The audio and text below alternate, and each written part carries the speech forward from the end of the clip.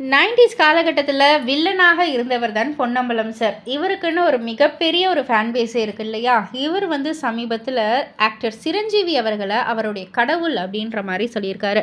அவர் என்ன சொல்லியிருக்காருன்னா, "சிரஞ்சீவி செய்த உதவிய என் வாழ்நாள் முழுக்க நான் வந்து மறக்கவே மாட்டேன்.